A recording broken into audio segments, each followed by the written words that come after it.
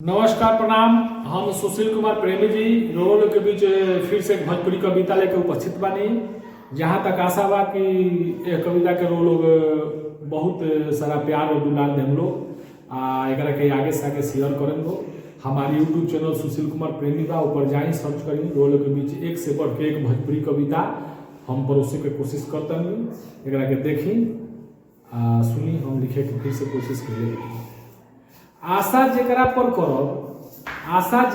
करब उहे तो एक दिन फेल करी। आशा जेकरा पर करब उहे तो एक दिन फेल करी।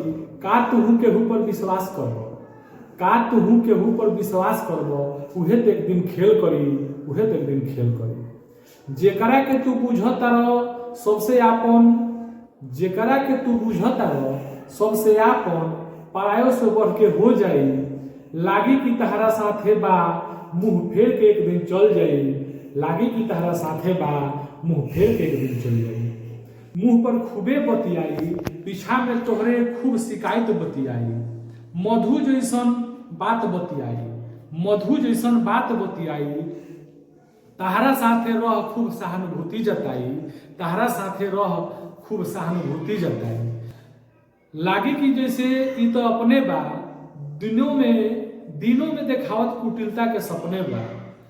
बात के बागवानी बनाई, बात के बागवानी बनाई।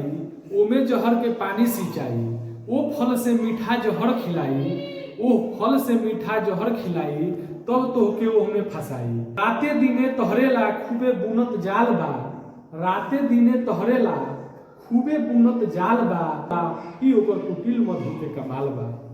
फिर एक दिन तोहरे दुश्मन से जाके मेल करी, फिर एक दिन तोहरे दुश्मन से जाके मेल करी। आशा जेकरा पर करब उहे तो एक दिन फेल करी। का तुहू केहू पर विश्वास करब उहे तो एक दिन खेल करी, उहे तो एक दिन खेल करी। कुटिलता से भरल पड़ल बा, कुटिलता से भरल पड़ल बा। दुनिया फूक फूक के चलल कर। कुटिलता से भरल पड़ल बा, ई दुनिया फूक फूक के चलल कर। विश्वास करे के पहले थोड़ा देर ला सोच के पहल करो। विश्वास करे के पहले थोड़ा देर ला सोच के पहल करो। के आपन बा के बेगाना, के आपन बा के बेगाना, एक समझ जन करम माना। तोहरे ताक में बैठत रही, तोहरे ताक में बैठत रही। तोहरे के देख मने मने ऐठत रही, तोहरे के देख मने मने ऐठत रही। कब जिंदगी के गाड़ी तोहार बेपटरी होखे, तब तोहरा से खेल करी।